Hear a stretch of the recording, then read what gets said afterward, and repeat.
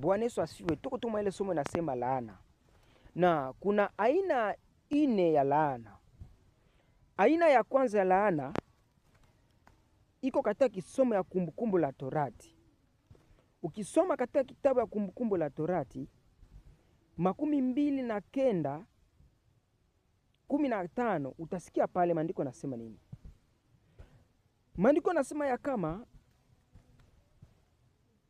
usipotii kwa maagizo ambayo ninakuagizia leo, kwa kusika amri zangu na maagizo zangu, laana hizi zote zitafuatana katika maisha yako.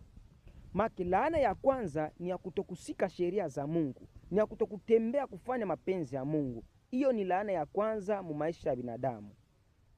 Wakati binadamu anakuwa infidele mbele ya Mungu, wakati binadamu anakuwa asikamatike mbele ya Mungu, directement anaita malaana mu maisha yake. Laana usipotii sauti ya Mungu, usipotii sauti ya Mungu na kufanya kazi zake, kuacha maisha ya dhambi, umeshalainiwa tayari. Kama ulikuwa mchungaji wa kanisa, ulishatoroka kanisa.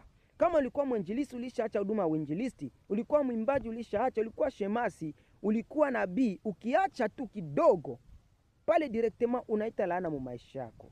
Laana ya kwanza ni kutokusika sheria za Mungu, kutokutembea na kufanya mapenzi ya Mungu. Hiyo ni laana ya kwanza mu maisha ya binadamu. Bwana Yesu asifiwe. Ndugu mpendwa na nitazama mahali popote, kama ufanye mapenzi ya Mungu, usijiulize nini imekupata mu maisha yako. Ulishaacha njia za Mungu, ulishaenda kinyume na mapenzi ya Mungu. Inakubidi asubuhi ya leo unaponisikia na kunitazama, rudilia Mungu, sika sheria za Mungu. Acha maisha ya dhambi, tegemea Mungu na utumainie Mungu. Mungu atakondolea zile laana. Ulishajilaani mwenyewe kwa kutokufuata sheria za Mungu. Wamekuhubiri haupendi kubadilika. Unafanya moyo mgumu, unadharau wahubiri, unadharau mchungaji. Hile ni laana kubwa bien-aime. Rudilia Mungu, Mungu apate kukuosha kwa ile laana uko nayo. Bwana Yesu asifiwe.